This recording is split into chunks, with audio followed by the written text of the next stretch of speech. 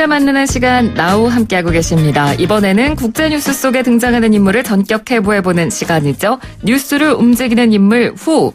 오늘도 르몽드 디플로마티크의 발행인인 성일권 박사와 함께하겠습니다. 박사님 안녕하세요. 네, 안녕하세요. 여행 잘 다녀오셨나요? 네. 네, 잘 다녀왔습니다. 어디 다녀오셨어요? 제가 원고에 없는 질문에서 당황하셨죠, 지금? 네, 이 가까운 이 방송 때문에 멀리 못 가고 대만을 다녀왔습니다. 네, 여행 후기는 저희가 나중에 들어보도록 하겠습니다. 긴장 좀 풀어드리려고 제가 원고에 없는 질문을 드렸는데 더 긴장하시네요. 자, 관련 뉴스 듣고 오늘 이야기 본격적으로 이야기 나눠보겠습니다.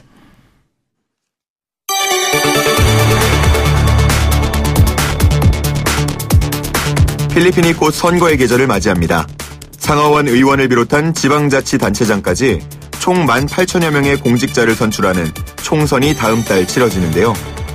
이번 선거는 현직 대통령인 두테르테 대통령의 임기 중반에 치러지는 중간선거로 두테르테 정권이 더욱 힘을 받을 것이냐, 동력을 잃을 것이냐를 가늠하는 성격을 띠고 있기도 하죠. 현재까지의 판세는 두테르테 대통령의 지지율을 등에 업은 친두테르테파 후보들이 인기를 끌고 있다는 분석인데요. 뉴스를 움직이는 인물 후.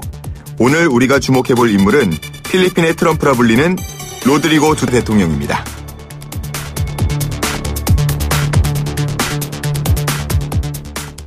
네, 이현웅 아나운서의 목소리로 뉴스 들어봤습니다. 이 필리핀의 두테르테 대통령에 대해서 저희가 오늘은 이야기를 나눠볼 건데요. 이 두테르테가 필리핀 대통령으로 당선된 게 2016년입니다. 그 당시에도 필리핀의 트럼프다라고 해서 한국에서도 굉장히 뉴스가 크게 됐었는데 대통령으로 당선된 이후에도 이 트럼프 못지않은 오히려 트럼프보다도 더 막 나가는 막말로 이게 정말 한 나라의 대통령이란 사람이 맞나 싶을 정도로 굉장히 좀 말을 거칠게 하더라고요. 네. 트럼프와 두테르테의 삶의 역정과 기질이 너무나 닮아서 태평양을 사이 둔 판박이라고 할 수 있어요. 아, 그렇게 닮았나요? 네. 예. 하지만 천하의 트럼프라고 해도 두테르테의 거친 입담에 비하면 양반이라고 할 수 있어요. 네.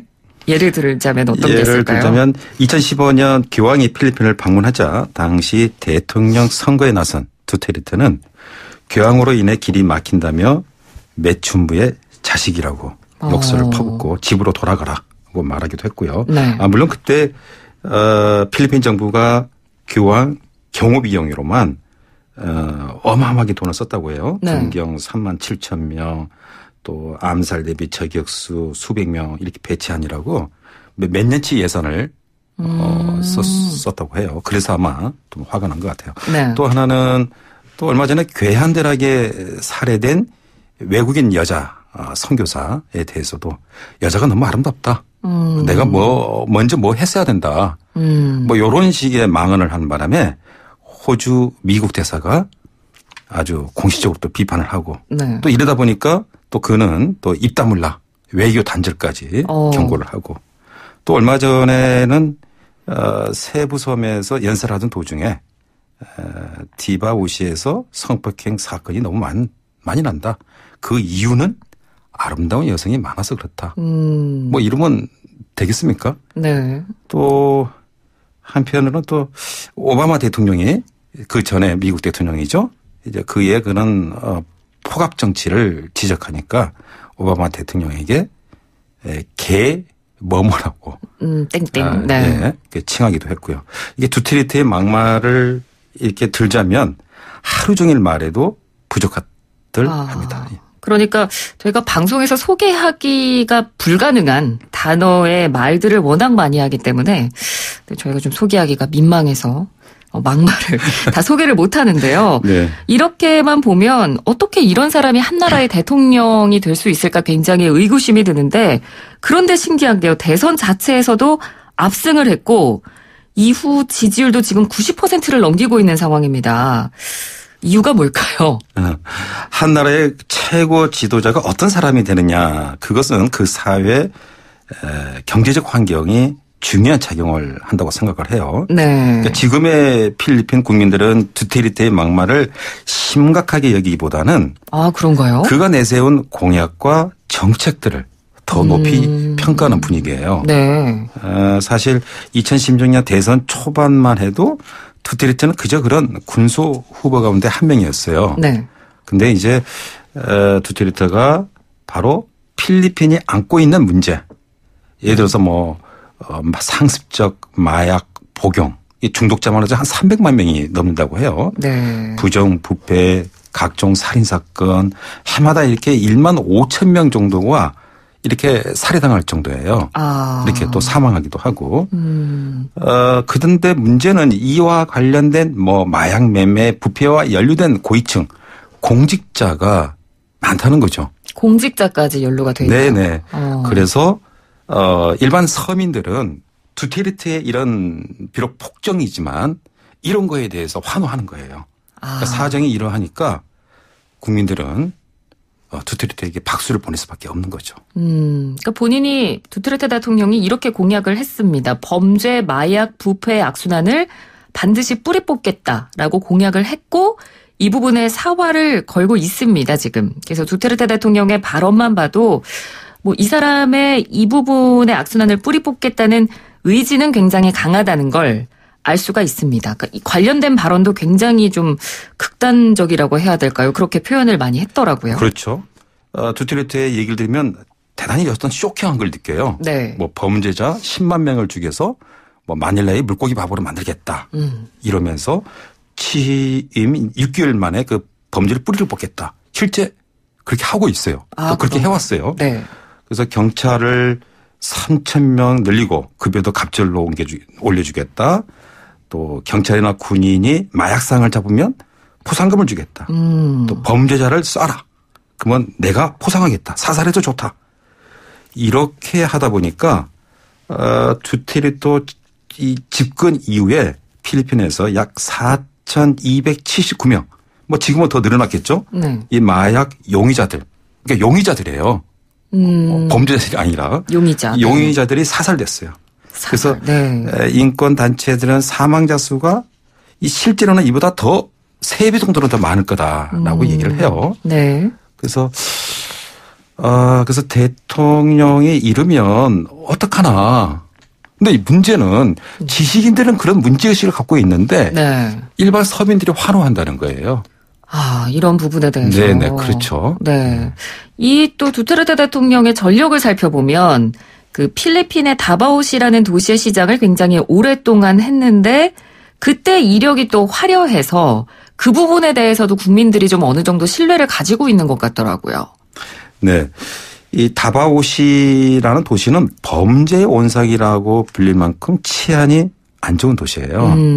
그래서 두테르테가 시장이 된 이후에 필리핀에서 이제 가장 안전한 도시로, 가장 살고 싶은 도시로 성장시켰다고 해요. 그럼 그 부분을 국민들은 좀 믿는 거네요. 그렇죠. 네. 이제 예를 들면 이제 공무원 부정부패를 뭐 속된 말로 박멸을 시켰고, 다바오 시내 도처에 CCTV를 배치하고 방범 시스템도 이렇게 업그레이드하고 또 차량 속도 제한을 도입해서 시가지에서 30km, 그러니까 이제 시속 30km를 속도 못 내게끔 하고 공공장소에서 흡연을 전면 금지, 또 새벽 1시부터 오전 8시까지는 주류 판매 금지, 네. 또 쓰레기 분리수거 제도 도입, 뭐 이런 걸 하다 보니까 이 주민들은 환호할 수밖에 없는 거죠. 네.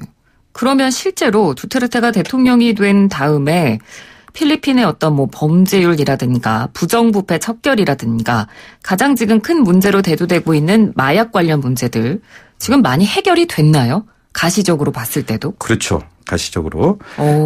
필리핀 경찰청이 올 초에 발표한 자료에 따르면 두테르테 대통령이 취임 이후에 범죄율이 약 30% 정도 감소했다고 이렇게 나와요. 네. 또 경찰청은 이 범죄율 감소 원인을 바로 두테르테의 그런 이 마약 캠페인, 네. 이게 성공했다는 거죠.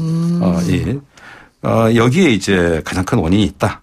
그래서 두테르테 대통령은 이제 마약과의 전쟁에서 자신감을 얻고 이제는 부패와의 전쟁을 이제 선포했어요. 예. 얼마 전 이 과거 부패 혐의를 받았던 고위 정부 관리들을 무더기 해고했어요. 또 실제 지금 필리핀 반부패 기구 여기에 이제 지시를 내리기를 현직 장관 3명과 고위 관리 12명을 조사하라. 라고 또 이렇게 얘기도 했고요.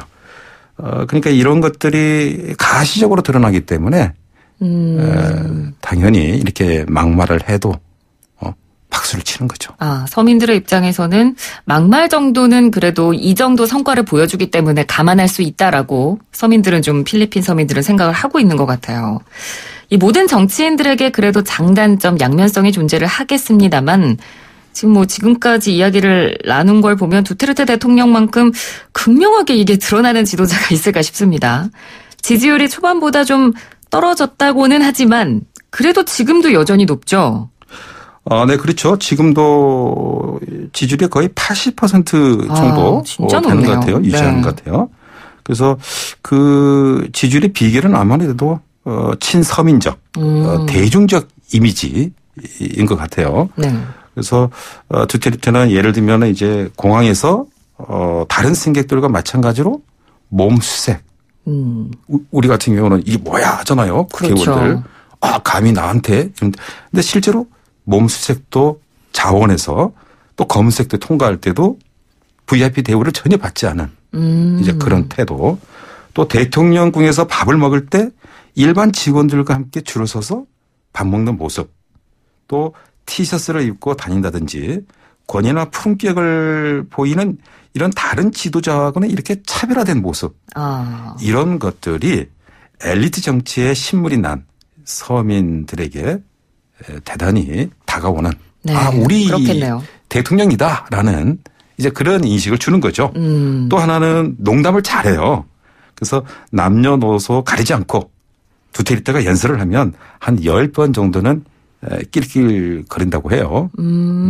그래서 또 유머 감각도 있고. 대단하죠. 그러니까 네. 5월 총선에서도 친 두테르테 세력이 그래서 이제 압승할 가능성이 높은 거죠. 뭐 지금까지는 두테르테 대통령의 약간 장점을 이야기를 한 것 같은데 표면적인 장점이고요. 뭐 그렇다고 해서 이렇게 뭐 서민들의 지지를 받는다고 해서 이런 방식이 정당화될 수는 없을 것 같습니다. 뭐 독재에 가까운 통치라든가 막말이라든가 뭔가 범죄를 소탕하겠다는 목적으로 인권 말살을 한다든가 이런 부분이 사실 정당화될 수는 없는 거잖아요.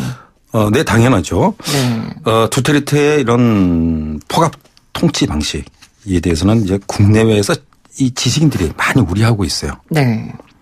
그래서 얼마 전에 루이스 리와낙이라는 언론인은 이 다큐멘터리 영화 제가 이거 어제 네이버에서 한번 검색을 해봤어요. 네. 이거 네이버라고 얘기해도 되나 모르겠네요. 이 포털 사이트에서 검색을 해보니까 영화 있더라고요. 한 8분짜리 두테르테의 지옥이라는 조그마한 그 다큐멘터리 영화인데 두테르테의 어떤 잔인한 이런 마약 전쟁. 네. 잔인한 폭정을 이렇게 폭로하고 있어요. 근데 두테르테는 눈 하나 끔찍 안 해요. 또 얼마 전에 유엔 인권 특보가 그 공포 정치를 이제 비판을 하니까 야, 우리나라 일을 방해하지 말고 떠나라. 네. 그러다가 지옥에 갈 수 있다. 이거 거의 공갈 협박이죠. 네. 이런 말도 하고. 네. 필리핀 전국 언론인 노조의 자료에 따르면 1986년부터 현재까지 이 비판적 언론 활동으로 인해 살해된 언론인 수가 총 185명인데 이 두테르테 행정부 이 아래에서만 해도 12명이라고 해요. 네. 두테르테를 지지하는 그 자경단이라는 비밀 조직이라는 게 있는데 여기서는 이제 재판 절차도 거치지도 않고 마약상 이런 뭐 직접 채용하기도 하고. 네. 지금까지 취임 이후에 거의 7,000명이 넘는 사람들이 마약과의 전쟁이라는 미명 아래 살해당했다고 해요. 그래서 지금 인권 변호사 출신 그 부통령 레니 로브레가 있는데 네. 두테르테와 이제 이제 자주 마찰을 한다고 해요. 이 통치 방식을 놓고. 뭐 부통령인데 대통령을 어떻게 이길 수 있나요? 그렇지 못하죠. 그렇죠. 네. 자, 오늘은 저희가 필리핀의 트럼프라고 불리는 로드리고 두테르테 대통령에 대해서 전격 분석해보는 시간을 가져봤습니다. 오늘 말씀은 여기까지 들어야겠습니다. 말씀 잘 들었습니다. 고맙습니다. 네, 감사합니다. 네, 지금까지 르몽드 디플로마티크 발행인 성일권 박사와 함께했습니다.